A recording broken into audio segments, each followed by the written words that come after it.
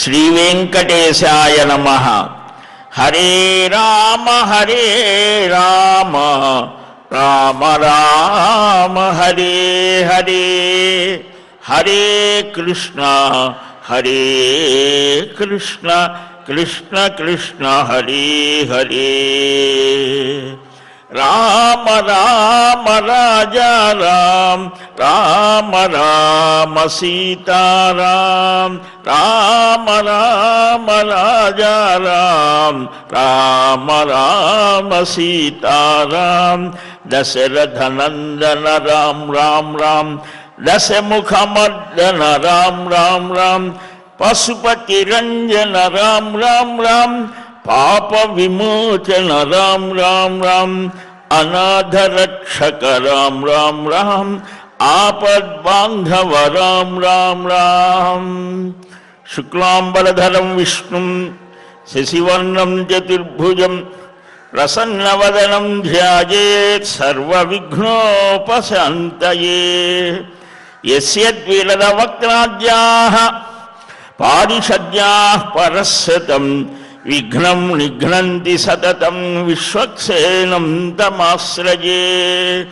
నమః శ్రీ వెంకటేశాయ నమో నమో బ్రహ్మోదరాయ చ, నమః శాంతాయ కృష్ణాయ నమస్తేద్భుతకర్మణి, అప్రాకృత శరీరాయ శ్రీనివాసాయ తే నమః.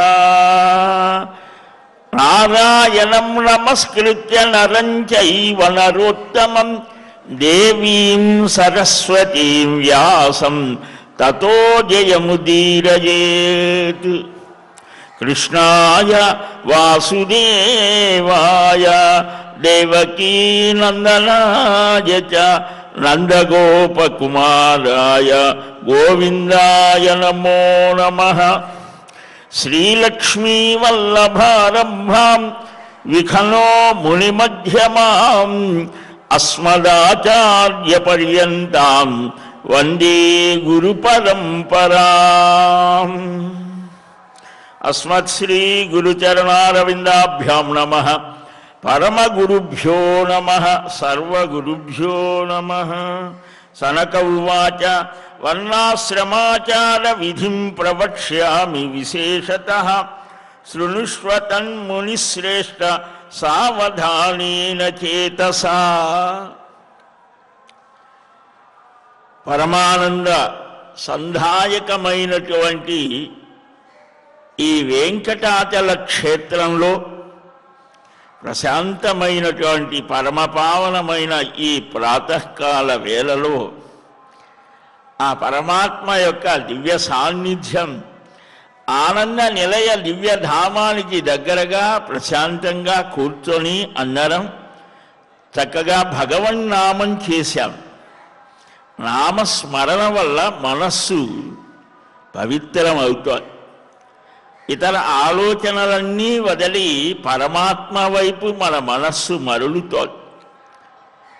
4 గంటల దగ్గర నుంచి మనస్సు మెలకుతో ఉంటోంది అని ఈనాడు విజ్ఞానవేత్తలు కూడా చెబుతున్నారు. తెల్లవారుజామున బ్రహ్మముహూర్తంలో 4 గంటల నుంచి 6-6:30 దాకా ఉండేటువంటి సమయం అమృతకాలం.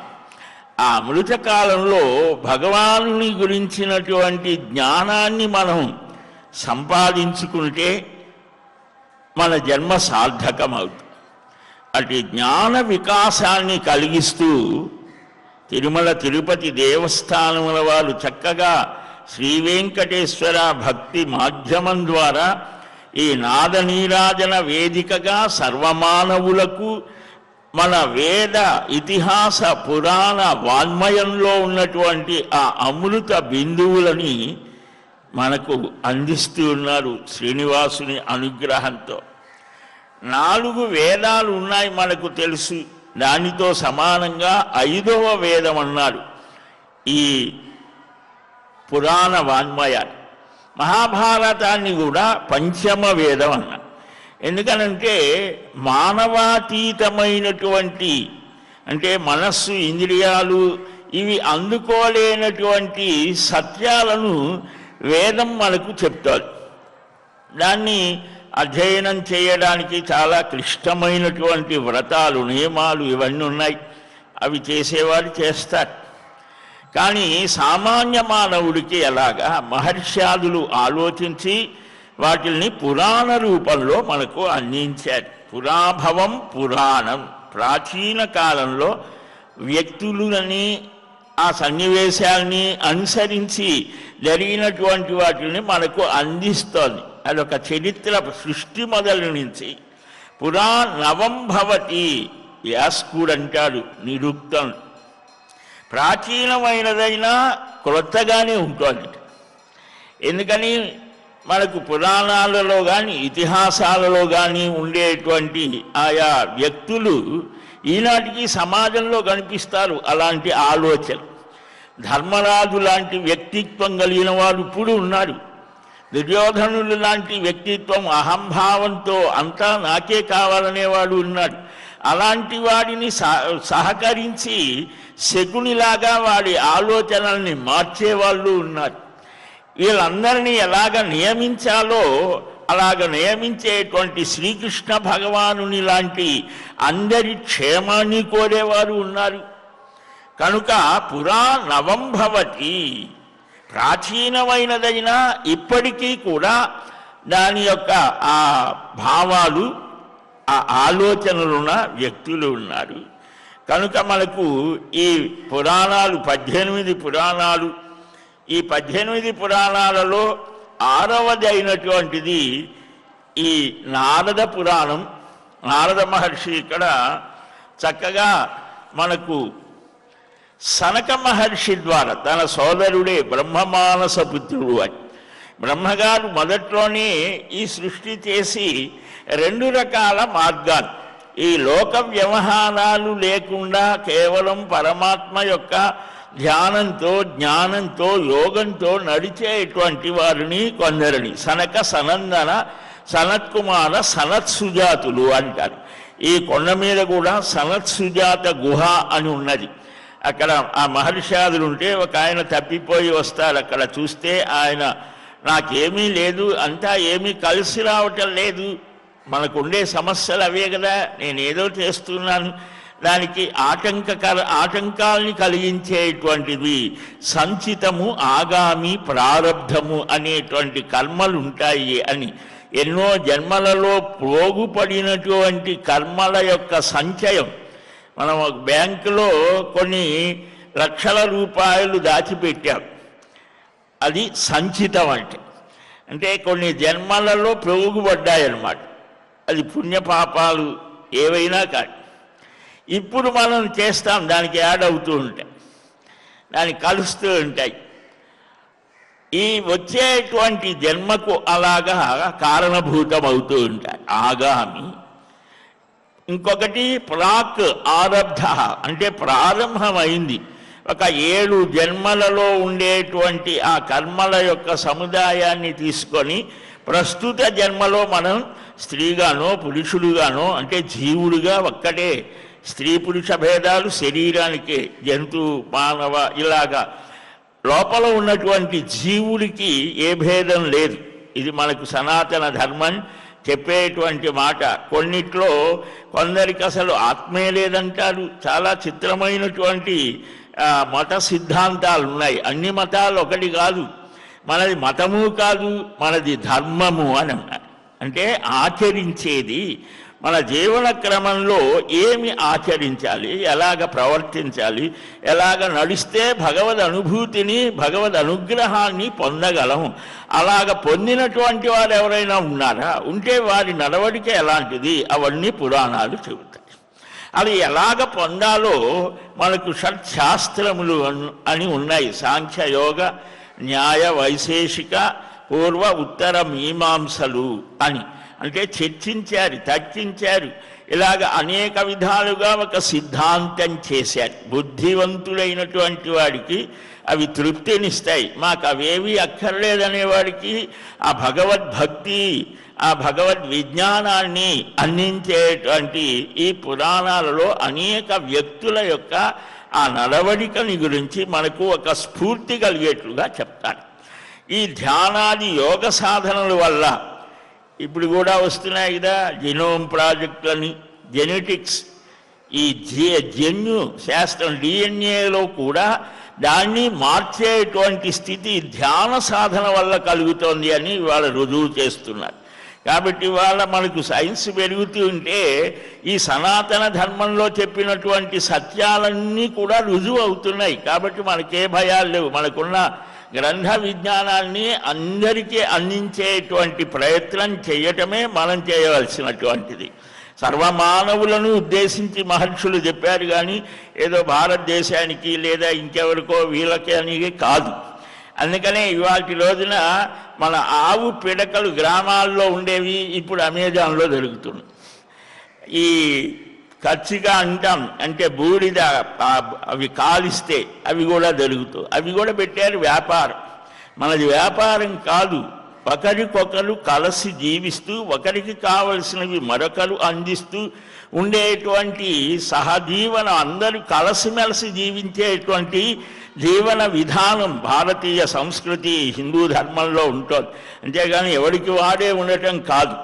మన కుటుంబ వ్యవస్థ ఉన్నది, అన్న తమ్ముడు చెల్లెలు అక్క ఇలాగా అనుబంధాలు ఉన్నాయి. కనుక ఇక్కడ ఎందుకు చెప్తున్నాం అంటే నిన్న మనం చెప్పుకున్నాం, ఈ సమాజం సజావుగా సాగటానికి ఒక్కొక్కరికి ఒక్కొక్క బాధ్యతలు అప్పగించారు. సనక మహర్షి చెప్తాడు, ఈ ఏకాదశి వ్రతాలు ఇవన్నీ కూడా చేసినటువంటి వాడు ఎలాగయ్యా అని అంటే ఈ వర్ణ ఆశ్రమ ఆచార విధులు చెప్పాడు. అంటే చేయవలసినటువంటి కర్తవ్యాలు ఏమిటి. ఈ నిన్న కొన్ని చెప్పుకున్నాం. ఈ ఆశ్రమ వ్యవస్థని గురించి చెప్పాడు. ఈ బ్రహ్మచర్య ఆశ్రమం, ఈ బ్రహ్మచర్య ఆశ్రమం మనకు 8వ ఏట ఆరంభమవుతోంది. ఇప్పుడు మనకు 3వ ఏటనే పిల్లల్ని నెట్టేస్తున్నాం. 5 సంవత్సరాల 5 మాసాలకు అక్షరాభ్యాసం చేసేవారు ఒక 30-40 ఏళ్ళ వరకు. సరే, ఇప్పుడు ఆ స్థితి పోయిందనుకోండి.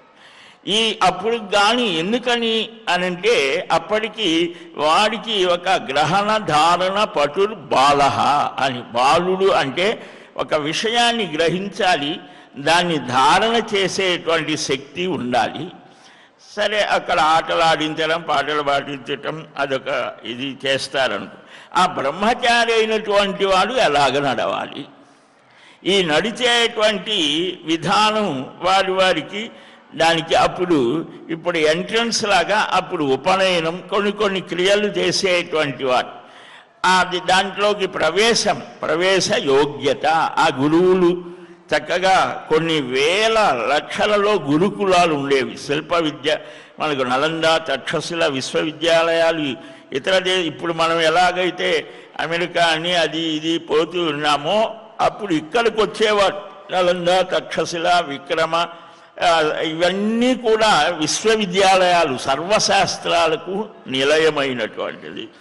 ఈ గృహస్థు, ఈ బ్రహ్మచారి అయినటువంటి వాడు ఎలాగ ఉండాలి అనేది కూడా చెప్పాడు. వాడు మధుకరం అంటే భిక్షాచరణ చెయ్యాలంట. సహజంగా మనకు ఒక అహంభావం ఉంటుంది, చిన్న వయస్సు నుంచే దాన్ని బాగా పెద్దదిగా పెంచుతున్నాం ఇప్పుడు మనం. కానీ మన విద్యా విధానంలో అది లేదు. రాముడు కానీ శ్రీకృష్ణ భగవానుడు కూడా ఆ గురుకులాలకు వెళ్ళి విద్యాధ్యయనం చేశాడు. అక్కడ మేము మహారాజ కుమారులం అండి, మాకు ఏసీలు కావాలి, ఇవేవీ లేవు. మనకు కుచేలోపాఖ్యానం భాగవతంలో వస్తుంది. శ్రీకృష్ణ స్వామి కుచేలుడు ఒక సామాన్యమైనటువంటి బ్రాహ్మణ కుమారుడు. అది శ్రీకృష్ణ స్వామి అప్పటికే కంస సంహారం చేశాడు, ఒక రాజకుమారుడు. ఇద్దరూ కలిసి గురువుగారు సాందీపని మహర్షికి సేవ చేశారు. ఏం సేవయ్యా అంటే ఆవులు కాయడం, అరణ్యానికి వెళ్ళి యజ్ఞయాగాదులకు కావలసినటువంటి సమిధలు అంటే రావి చెట్టు పుల్లలు, ఈ మేడి చెట్టు కట్టెలు ఇవి తీసుకొని రావడం. అంటే శారీరక శ్రమ, ఇటు భిక్షాచరణ కూడా చేయాలి. తద్వారా వాడిలో అహం అనేది ఉండదు. విద్యయా విద్యా దదాతి వినయం వినయాద్యాతి పాత్రతాం పాత్రత్వాతి ధనమాప్నోతి ధనాద్ధర్మం తతస్సుఖం అని మనకు చెప్పినటువంటి మాట. అంటే విద్య వల్ల వినయం రావాలి, అవగాహన రావాలి, ఆ జ్ఞానం వికాసం పొందాలి. ఇవి లక్ష్యాలు. ఇప్పుడు మనకు అలాగా ఉన్నదా అంటే మనం చెప్పలేం. ఇప్పుడు మనం చాలా గొప్పగా భావించే ఇతర దేశాల్లో గన్ కల్చర్, వాళ్ళ పిల్లల దగ్గర నుంచే గన్స్, అభద్రతాభావం. ఎందుకని స్నేహితులు ఎవ్వరూ లేరు, పక్కవాడు ఎవడో ఏంటో అనేటువంటి చాలా విచిత్రమైన స్థితికి వెళ్ళిపోతుంది. నలుగురితో కలిసిమెలిసి ఉండేటువంటి ఆ సంస్కారాన్ని, ఆ సంస్కృతిని ఇప్పుడు మళ్ళా వాళ్ళు తెలుసుకుంటున్నారు. భగవద్గీత పాఠ్యాంశాలుగా పెడుతున్నారు, రామాయణం పెడుతున్నారు, మనం అవి వదిలేస్తున్నాం. వాళ్ళు వదిలేసినవి మనం తెచ్చుకుంటున్నాం. కనుక విద్యా విధానం దాదాపు 900 విశ్వవిద్యాలయాలు ఉన్నాయి, 40,000కు పైబడిన కళాశాలలు ఉన్నాయి. ఇక్కడ లక్షల మంది విద్యార్థులు ఇప్పుడు తయారవుతున్నారు. ఏం చేస్తున్నారు వీరంతా చూస్తే చాలా విచిత్రంగా మన రామాయణ భారతాది గ్రంథాలని అవమానించేట్టుగా చెప్తున్నారు. చాలా విచిత్రంగా ఉన్నది. అలాగ ప్రవర్తిస్తున్నారు. ఎందుకని? వారి తప్పు కాదు, మనం ఇంటి దగ్గర చెప్పడం లేదు, అక్కడ ఏం చెప్తున్నారో మనకు తెలియదు, మనం చూడటం లేదు. చేతులు కాలిన తర్వాత ఆకుల పట్టుకున్నట్టుగా అయిపోతుంది మన పరిస్థితి. కనుక విద్యార్థి దశలో ఏ భావాలు, మొట్టమొదటిగా తల్లి యొక్క ప్రభావం, తండ్రి యొక్క ప్రభావం పిల్లల మీద ఉంటుంది. ఇంట్లో పెద్దవాళ్ళు ఉంటే వెనక చెప్పేవారు ఆ కథలు ఈ కథలు, అలాగా ఇలాగ వాడికి ఒక సంస్కారం తయారయ్యే. పాఠశాల, కళాశాల ఒక 16-17 ఏళ్ళ వయస్సులో ఉన్నటువంటి పిల్లలు ఇవాళ ఎదుర్కొనేటువంటి సమస్యలు తల్లిదండ్రులు అర్థం చేసుకోవటల్లా. వీరి సమస్యలు వాడికి తెలియదు. చాలా చిత్రంగా అన్ని చోట్ల అందరని కాదు, ఎక్కువ శాతం అక్కడ ఒత్తిడిని ఎదుర్కొంటున్నారు. 17 ఏళ్ళు అది విశ్వవిద్యాలయాలకు వెళ్తే ఇంకా అది విచిత్రంగా తయారవుతాం. కనుక మనకు ఉత్తమమైనటువంటి జ్ఞానం, సంస్కారం కావాలి, దానికి ఇంద్రియ నిగ్రహం కావాలి అని మనకు భాగవతంలో శ్రీకృష్ణస్వామి మహారాజు అయి ద్వారకాధీశులైన తర్వాత కుచేలుడు వెళితే గుర్తు చేస్తాడు శ్రీకృష్ణస్వామి. మిత్రమా, నీకు గుర్తుందా, మనం ఒకసారి గురుపత్ని ఇలాగా కట్టెలు తీసుకురామంటే అడవికి వెళ్ళాం. అడవిలో పెద్ద విపరీతమైన వర్షం వచ్చింది. ఆ వర్షానికి చెట్టెక్కి కూర్చున్నాం, ఆ రాత్రంతా అలాగే కూర్చున్నాం. కానీ ఆకలి, దప్పిక ఇవన్నీ బాధించాయి. అర్ధరాత్రి వేళలో గురువు గారు కృష్ణ అంటూ పరిగెత్తుకొని వచ్చాడు. నీకు గుర్తుందా? ఎంత ప్రేమయ్యా గురువు గారికి మన మీద అని గుర్తు చేసి మరలా వెళ్ళాడు అని కూడా మనకు వస్తోంది భాగవతంలో. అలాగని శ్రీమద్ రామాయణంలో రామచంద్రమూర్తి వశిష్ఠ మహర్షి ఆశ్రమంలో ఉండి చదువుకున్నారు. రామ, భరత, లక్ష్మణ, శత్రుఘ్నులు. మహాభారతంలో పాండవులు, కౌరవులు, కృప, ద్రోణాచార్యుల వారి దగ్గర చక్కగా విద్యాభ్యాసం చేశారు. అదే ద్రోణస్థానం హిమాలయాల్లో ఉన్నదే డూన్ అని ఇప్పుడు అంటున్నారు. బ్రిటిషర్స్ అన్నీ మార్చివేశారు పేర్లు.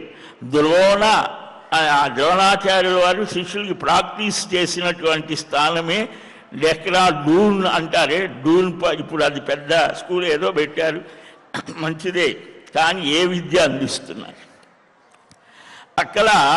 అక్కడ ప్రాక్టీస్ చేసేవారు, అంటే ఈ ధనుర్విద్యని చేసేవారు అని.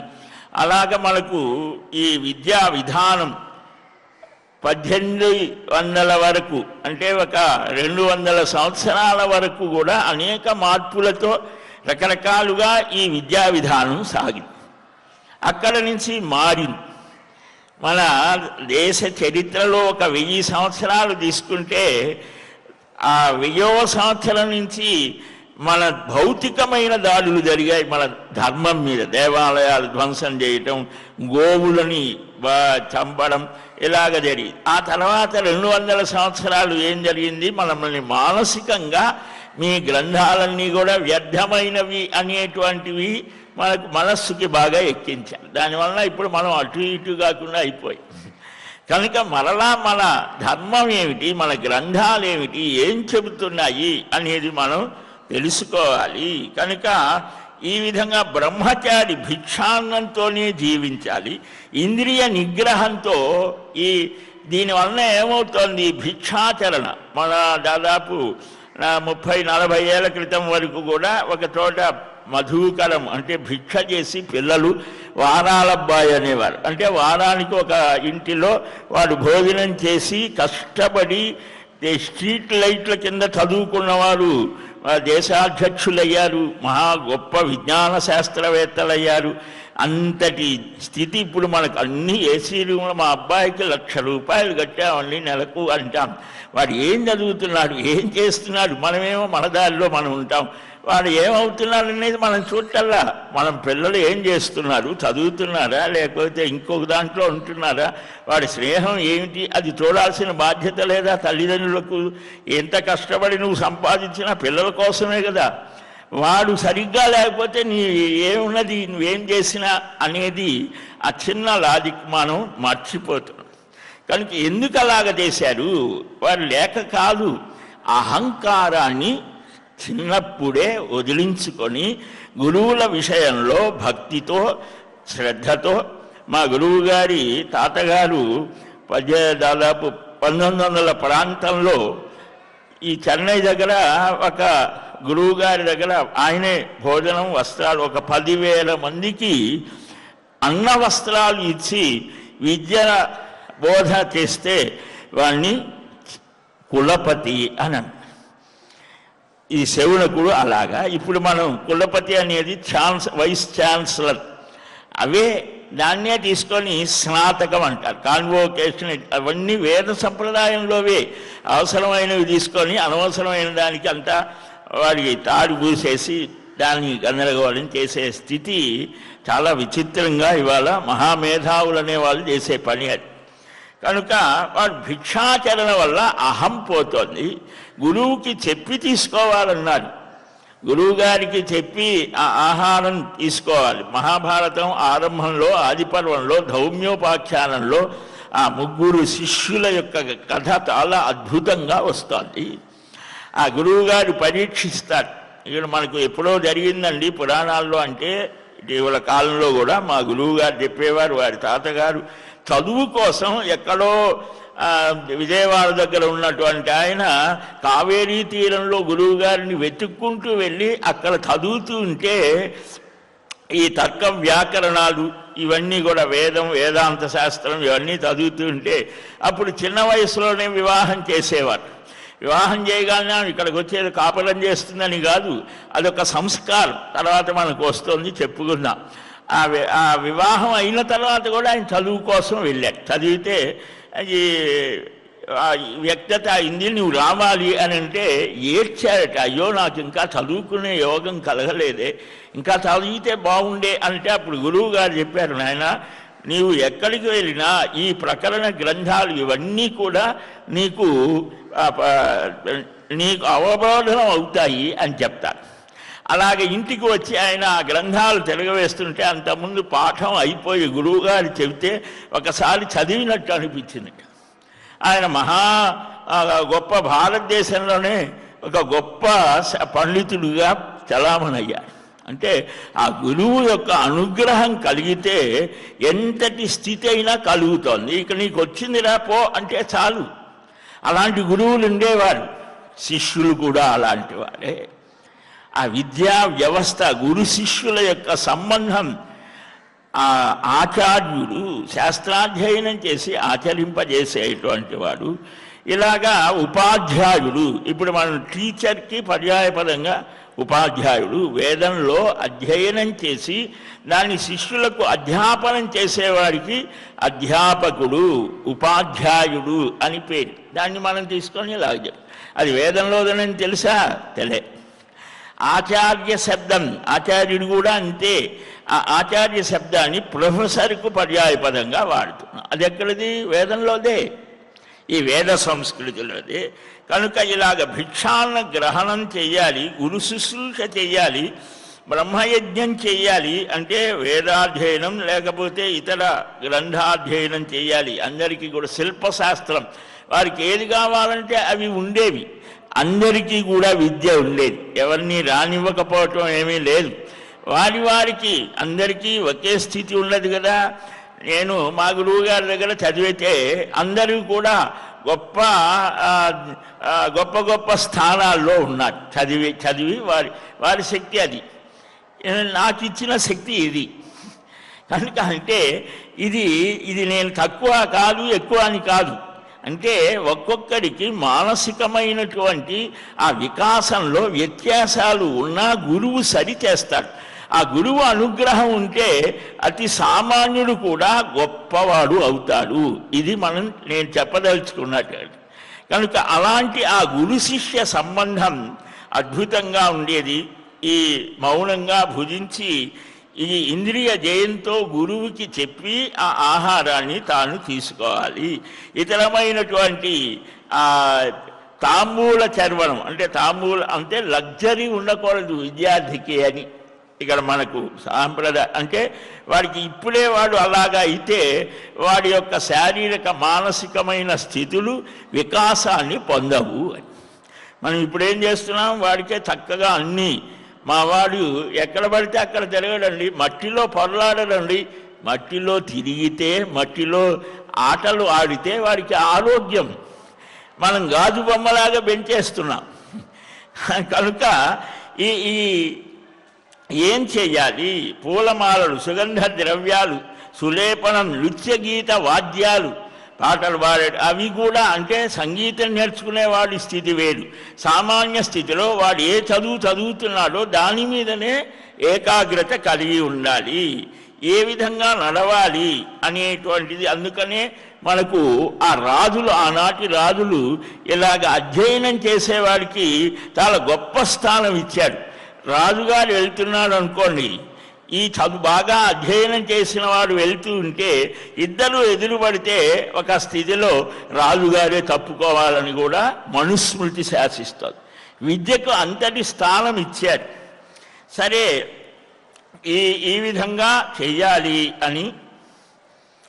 ఇక దాన ధర్మాదులు ఏం చేయాలి అనేటువంటిది కూడా. ఎవరికి నమస్కారం చేయాలి, ప్రతినిత్యము కూడా జ్ఞాన వృద్ధులు, అంటే జ్ఞానంలో గొప్పవాడు, అది వయస్సుతో నిమిత్తం లేదు. వయోవృద్ధులు, వయస్సులో వృద్ధత్వం, బాగా 70-80 ఏళ్ళు వచ్చాయి, వారికి నమస్కారం చేయాలి. తపోవృద్ధులు, తపస్సు చేత గొప్ప స్థితిని పొందిన వాడు, 20 ఏళ్ళ వాడైనా గొప్ప తపస్సు చేశాడు, వాడికి నమస్కారం చేయమని. ఇలాగ వయోవృద్ధులు, జ్ఞానవృద్ధులు, తపోవృద్ధులు, వీరికి నమస్కారం చేయాలి. సభలలో, యజ్ఞశాలలలో, దేవాలయంలో ప్రత్యేకించి ఏ ఒక్కరికి నమస్కారం చేయకూడదు. ఇది మనం బాగా గుర్తుపెట్టుకోవాలి. దేవాలయానికి వెళ్ళాం, అక్కడ ఎవరో మహానుభావులు చాలా గొప్పవారే కనిపించారు, వారికి నమస్కారం చేయకూడదు. ఎందుకని అక్కడ సుప్రీం ఎవరు? పరమాత్మ. ఆ పరమాత్మ సన్నిధానంలో అందరూ మామూలు వారే.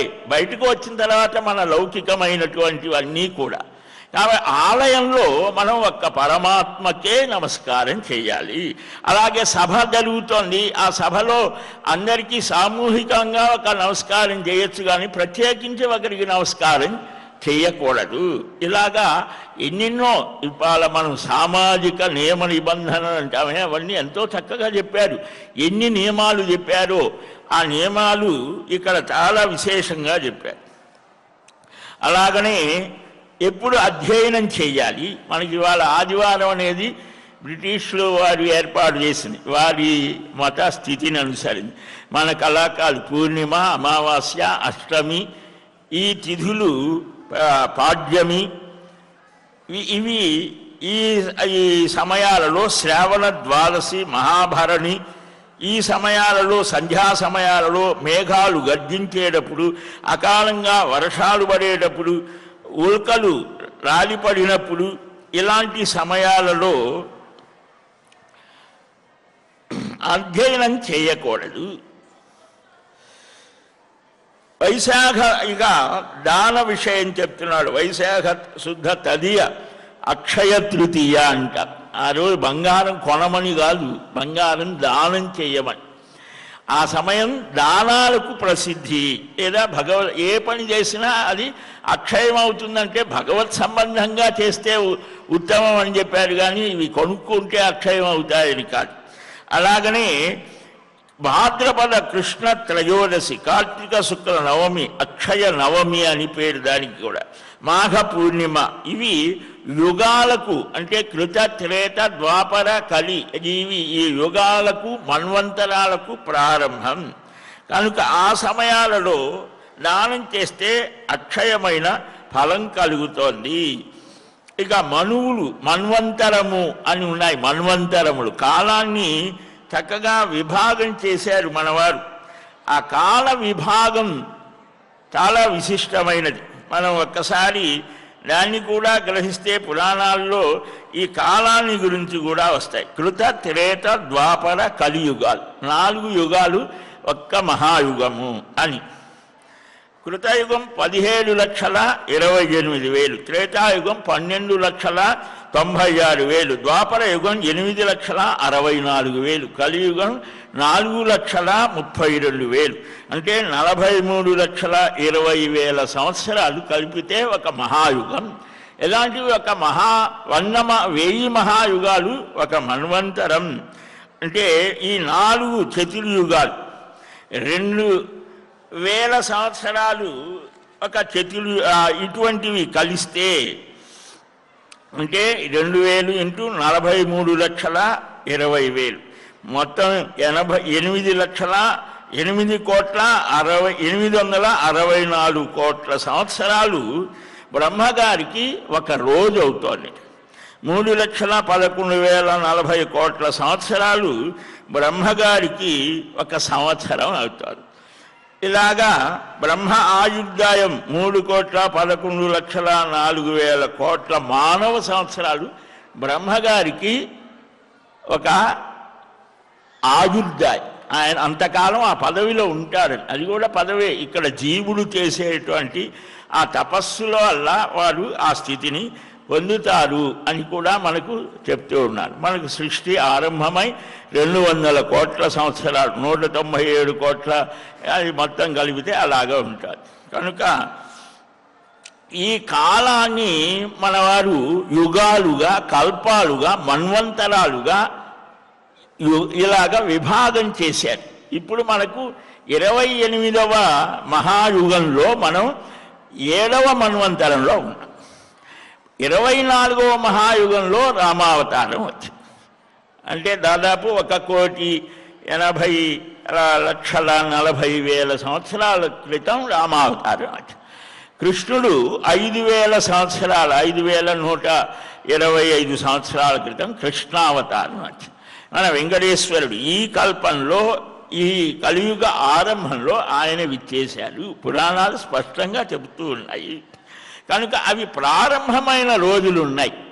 అవే మన్వాది యుగాదులు అని అంటారు. ఆ సమయంలో భగవంతుని స్మరిస్తూ ఈ దాన ధర్మాలు కూడా చేయాలి అని ఇక్కడ ఆశ్వయుజ శుద్ధ నవమి, కార్తీక శుద్ధ ద్వాదశి, చైత్ర శుద్ధ తదియ, భాద్రపద శుద్ధ తదియ, ఆషాఢ శుక్ల దశమి, మాఘ శుద్ధ సప్తమి అంటే రథ సప్తమి 16 కదా, శ్రావణ బహుళ అష్టమి, ఆషాఢ పూర్ణిమ, ఫాల్గుణ అమావాస్య, పుష్యశుద్ధ ఏకాదశి, కార్తీక ఫాల్గుణ చైత్ర జ్యేష్ఠ పూర్ణిమలు మన్వాదులు అని. మనకి ఈరోజు శ్రీ జయంతి, ఈరోజు మాఘశుద్ధ పంచమి, శ్రీ పంచమి అని. సరస్వతి ఆ విద్యలకు నిలయం. ఈ రోజున చక్కగా అక్షరాభ్యాసాలు, ఏ విద్య అయినా ఆరంభిస్తే మంచిది అని.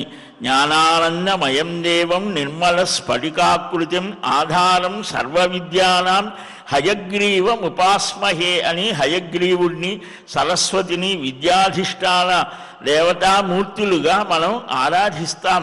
అందుకనే ప్రతి విద్యాలయాలలో కూడా సరస్వతి ఆ మూర్తిని పెట్టి పరీక్షల ముందు పూజలు చేయించేవారు. ఎందుకోసం? చదివి ఇలాగ పూజ చేస్తే ఏదో అయిపోతుందని కాదు, మనకు మానసికంగా ఒక స్థైర్యాన్ని నువ్వు ఉపాసిస్తే, ఆ సరస్వతిని ఉపాసించినటువంటి మహానుభావులు గొప్ప జ్ఞానాన్ని పొందారు, విద్యలని పొందారు. సరస్వతి ఆలయాలు ఒకప్పుడు చాలా విస్తృతంగా మనకు కాశ్మీరులో ఉన్నటువంటి ఆ శారదా మందిరం ఈనాడు మనకు ఆ పక్క దేశానికి పోయి, కనుక ఆ శారద, ఆ సరస్వతి సంగీత సాహిత్యాలకు, అలాగనే ఒక ప్రణోదేవి సరస్వతి అని నదీ రూపంలో రాజస్థాన్లో ఉన్నది, కొన్ని వేల సంవత్సరాల క్రితం ఉన్నది అని, అడుగున ఉన్నది అని ఇప్పుడు రుజువు చేస్తూ ఉన్నారు. కనుక ఆ సరస్వతీ తీరంలోనే ఆ ఋషుల యొక్క వేద దర్శనం జరిగింది అని. కనుక మనం అన్నీ కూడా సత్యాలే, ఋషులు అబద్ధాలు ఋషయ సత్యవచసః, సత్యాన్ని చెప్పేవారే ఋషులు అని అంటే. కనుక ఇలాగా చేయాలి. ఈ మన్వంతరాదులు ఎప్పుడు ఈ అధ్యయనం చేయకూడదు. గ్రహణ సమయాల్లో, భూకంపం వచ్చినప్పుడు, మేఘాలు ఆవరించినప్పుడు, ఇవన్నీ కూడా ఈ సమయాల్లో అధ్యయనం చేయకూడదు, మాట్లాడకూడదు. ఇలాగ చాలా చెప్పారు. చెప్పి చివరలో అధీతస్య విప్రస్య సర్వం భవతి నిష్ఫలం శబ్ద బ్రహ్మమయో విష్ణు వేద సాక్షాత్ హరిస్మృత వేదాధ్యాయీ తతో విప్ర సర్వాన్ కామానవాప్నుయాత్. శబ్ద బ్రహ్మమయుడు విష్ణువు, వేదం సాక్షాత్తు ఆ శ్రీహరి స్వరూపమే. అందుకనే గరుడ వాహనం మీద స్వామి ఉన్నాడు అని అంటే ఛందోమయేన గరుడేన సముచ్యమాన, ఛందస్వరూపుడు, వేదస్వరూపుడు అని గరుత్మంతుడు, దాని మీద ఉన్నాడు అంటే వేదవాన్మయంలో అభివర్ణితమైనటువంటి పరబ్రహ్మ స్వరూపము అని మనకు చెప్పకనే చెప్తూ ఉన్నాడు అన్నమాట. అలాంటి ఆ పరమాత్మని తెలుసుకుంటే వాడు సర్వకామములను, కోర్కెలను తీర్చుకున్నవాడవుతాడు. ఇలాగా ఇంకా ఎలాగా బ్రహ్మచారి అయినటువంటి వాడు ఏం చేయాలి? ఆ తర్వాత అధ్యయనం అయిన తర్వాత ఆ అధ్యయనం ద్వారా ఏవైతే గ్రహించాడో దాన్ని ఆచరించడానికి గృహస్థాశ్రమం అన్నారు, రెండవ ఆశ్రమం. ఈ నిన్న చెప్పుకున్నాం కదా వర్ణ ధర్మాలు, ఇక్కడ ఆశ్రమ ధర్మాలు. బ్రహ్మచారి అయినటువంటి వాడికి కూడా ఒక డ్రెస్ కోడ్ ఉన్నది, యూనిఫామ్ ఇప్పుడు కాదు, మనకు ఆ వేదాలలోనే ఉన్నది. ఏ వస్త్రధారణ ఎలాగ చేయాలి, వాడు ఏ రంగు వస్త్రాలని ధరించాలి. గృహస్థుడికి కూడా ఉన్నది, గృహస్థులు తెల్లని వస్త్రాలు ధరించాలి, ఉతికి ఆరవేసిన వస్త్రాలు ధరించాలి, నుదుట బొట్టు ఉండాలి. ఇలాగ చాలా నియమాలు చెప్పారు. వివాహం చేసుకోవాలి, గురువుని యొక్క అనుగ్రహాన్ని పొంది వేదంలో చక్కగా వస్తోంది. చివరిగా గురువు ఒక అనుశాసనం చేస్తాడు, శిష్యుడు ఎలాగ ఉండాలి చివరిగా చెప్తాడు. మాతృదేవో భవ, పితృదేవో భవ, అక్కడ వచ్చినటువంటిదే ఇవన్నీ. ఆచార్య దేవో భవ, అతిథి దేవో భవ అని చెబుతూ నీవు చేసేటప్పుడు ఆ ధర్మాచరణ విషయంలో నీకేదైనా సందేహం వస్తే, ఇప్పట్లో సెల్ ఫోన్ లేవు కదా, అందుకని సమకాలీనమైనటువంటి సమాజంలో ఎవరైనా ఉత్తములైనటువంటి వాళ్ళు కేవలం ధర్మాచరణ నిష్కర్షగా సత్యాన్ని చెప్పేటువంటి వారి మాటను తీసుకొని నీవు ధర్మాచరణ చెయ్యి. కలంజం భక్షయేత్, ఈ వికారమైనటువంటి భావాలు కలిగించే తామస ఆహారాన్ని తీసుకోకు. ఆహార విషయంలో ఎలాగ ఉండాలి, ఈ వ్యవహార విషయంలో ఎలాగ ఉండాలి, ధర్మబద్ధంగా నీవు ఎలాగ నడవాలి చివరిగా చెప్తాడు గురువు, ఆచార్యుడు. అదే స్నాతక వ్రతం అంటే. మనం విశ్వవిద్యాలయాల్లో ఏదో చెప్తున్నారు అనుకోండి, ఇప్పటికి కూడా ఇలాగ ఉండాలి, ఏం చెప్తున్నారో అయితే నాకు తెలియదు, కానీ ఆ చెప్పేటువంటిది ప్రాచీన కాలంలో ఇది సత్యాన్నే పలుకు. స్వాధ్యాయాన్మాం న ప్రమదితవ్యం, అధ్యయనాన్ని ఎప్పుడూ వదలకు. ఏదో అయిపోయిన డిగ్రీ తీసుకున్నాం బయటకు, ఇప్పుడు డిగ్రీకి చేసే పనికి ఏం సంబంధం లేదు. కనుక అలా కాకూడదు. నువ్వు చదివిన చదువు ఎప్పుడు వదలకుండా ఉండు, అధ్యయనం చేయి, ఒక క్రొత్త విషయాలు తెలుసుకో. ఎక్కడైనా చెప్పారా ఇలాంటివి? ఇప్పుడు చెప్తున్నారా? ఒకసారి చూడండి చెప్తున్నారా లేదా. లేకపోతే మనమైనా మన పిల్లలకు చెప్పాలి. ఇప్పుడు చక్కగా అన్నీ దొరుకుతున్నాయి. ఆర్య సమాజం వాళ్ళు చక్కగా ఈ వేద హర్యానా ప్రాంతంలో చాలా విశ్వవిద్యాలయాలు ఉన్నాయి. కాబట్టి ఈ విధంగా చేసి గురువు అనుజ్ఞ తీసుకొని గృహస్థాశ్రమంలోకి రావు. ఎలాగ వివాహం చేసుకోవాలి? తల్లి వంశం నుండి 5వ తరం, తండ్రి నుంచి 7వ తరానికి సంబంధించని కన్యని వివాహం చేసుకో. ఎలాగా? మంచి చక్కగా ఒక లక్ష్మీ కళగా ఉండేటువంటి ఆమెను చేసుకో. వీడికి కూడా చెప్పాడు, వీడు కూడా మంచి యోగ్యుడుగా ఉండేటువంటి వాడు, ఏ దుర్లక్షణాలు లేనటువంటి వాడు. ఇంకా చాలా చెప్పాడు దాంట్లో. ఇవి నారద పురాణంలోనే కాదు, ప్రతి పురాణంలో కూడా వస్తాయి. స్త్రీ లక్షణాలు, పురుష లక్షణాలు. అలాగనే భార్య ఎలా ఉండాలి, భర్త ఎలాగ ఉండాలి, కుమారుడు ఎలాగ ఉండాలి, సతీహిత చర్య, పతీహిత చర్య, ఇలాగ నిష్కర్షగా చెప్తారు వారు. కొన్ని విషయాలు ఇప్పుడు మనకు అసలు ఏమిటి ఇలా చెప్పారు, చాలా అట్టడుగు స్థాయికి వచ్చి చెప్పారు. అవి కొంచెం మనకు కష్టమని కూడా అనిపిస్తాయి ఇవాటి సమాజ స్థితిలో. అందుకని ఇక్కడ 8 రకాల వివాహాలు: బ్రాహ్మము, దైవము, ఆర్షం, ప్రాజాపత్యం, ఆసురం, గాంధర్వం, రాక్షసం, పైశాచం. ఇలాగ ఈ ఆర్షం ఇవి ఏమిటి? ఇన్ని చెప్పడా ఇవాళ మనం శాస్త్రాన్ని వదిలివేస్తున్నాం. ఈ వరకట్నాలు, ఈ శుల్కాలు ఇప్పుడు అసలు పోయాయి అనుకోండి. కనుక ఇవి ఎవరు చెప్పాడు? చెప్పనటువంటివేమో విపరీతంగా తీసుకుంటాం, చెప్పినవేమో చెయ్యం. అందువల్లనే మనకు ఇలాంటి స్థితి. అక్కడ చెప్తాడు, 2 వస్త్రాలు ధరించాలి. ఒక కాలితో ఇంకొక కాలిని స్పృశించడం, కాలు అటు ఇటు కదిలించడం ఇవి చేయకూడదు. పూజ్యులకు దేవాలయానికి ఒక పూజ్య స్థానాలు ఉంటాయి. దేవాలయం ఉన్నది, మనం బయలుదేరుతున్నాం, ఇటు ప్రదక్షిణంగా కుడివైపు నుంచి వెళ్ళాలి, కానీ అడ్డదిడ్డంగా వెళ్ళకూడదు. దేవతార్చన చేయాలి.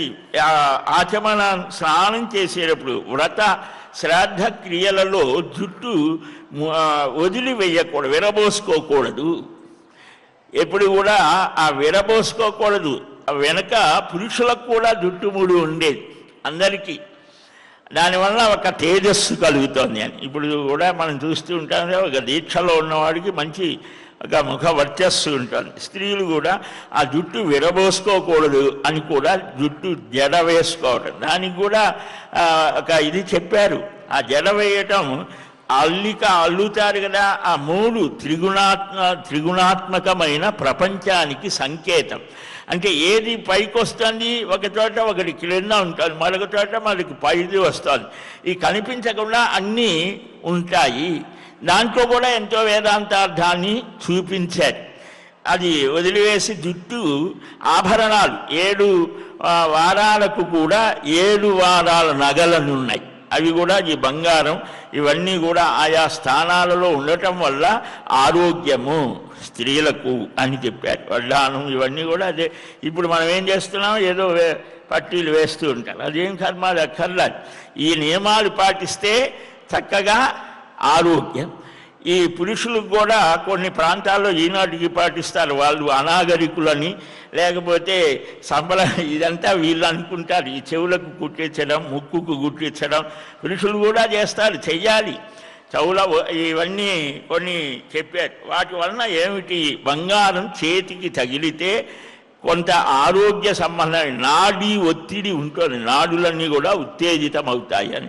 అందుకనే ఈ గృహస్థైన వాడు ఈ ఆభరణాలని పురుషులు కూడా కొన్ని సమయాల్లో ఇవన్నీ ఉంగరం ధరించడం ఇవన్నీ చెప్పారు. దీనివలన వారికి స్త్రీలకు ఇంకా ప్రత్యేకంగా చెప్పారు.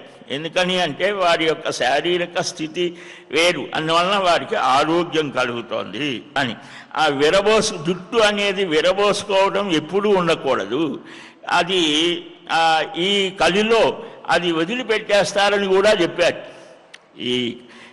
ఇప్పుడు మనం చూస్తున్నాం హెయిర్ స్టైల్స్ రకరకాలైనటువంటి, అంటే ఈ జుట్టే కేశాలంకరణమే కానీ ఈ ఆభరణాల యొక్క స్థితి ఉన్నదని కూడా పురాణాల్లో చెప్పారు. మనకు ప్రత్యక్షంగా కనిపిస్తుంది కదా. అంటే మాకు స్వేచ్ఛ లేకపోతే ఇంకేదో చాలా చిత్రమైన స్థితి, అంటే తెలియక కూడా కొంత ఇలాగ పురుషుడు కూడా ఎలాగ ఉండాలి, ఏకవస్త్రాన్ని ధరించకూడదు, శుష్కవాదాలు చేయకూడదు, పరస్త్రీ వ్యామోహం ఉండకూడదు, గోవుకి రావి చెట్టుకి అగ్నికి పర్వతానికి అప్రదక్షిణంగా వెళ్ళకూడదు, దారుల కూడలి 4 రోడ్ల మధ్యలో దేవతా వృక్షాలు ఉంటాయి, రావి చెట్లు వేసారు మొన్నటిదాకా, అటు ఇటు వేస్తున్నారు ఇప్పుడు కూడా. 4 బజార్ల మధ్యలో రావి చెట్టు ఉండటం వలన ఆరోగ్యం అన్న. ఇప్పుడు ఏదో చెప్తారు కదా, కార్బన్ డైఆక్సైడ్ లాగి ఆక్సిజన్ ఇస్తోంది, ఇంకేదో చెప్తూ ఉన్నారు కదా. అలాగా ఆ దేవతా వృక్షాలు ఉంటాయి, దేవాలయాలు ఉంటాయి, వాటికి అపసవ్యంగా వెళ్ళకూడదు. ఇలాగ ధర్మాచరణ చేయడం వల్ల మహావిష్ణువు ప్రసన్నుడవుతాడయ్యా అని సనక మహర్షి నారదుల వారికి చెప్తారు నారద పురాణంలో.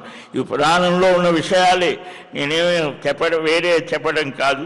ఆ తర్వాత గృహస్థ యతి ధర్మాలు, ఆశ్రమ ధర్మాలు చాలా విస్తృతంగా చెప్పారు. వాటిని మనం అక్కడక్కడ స్పృశిస్తూ మనం ప్రధానమైన విషయాలని స్మరించుకోవటం జరిగింది.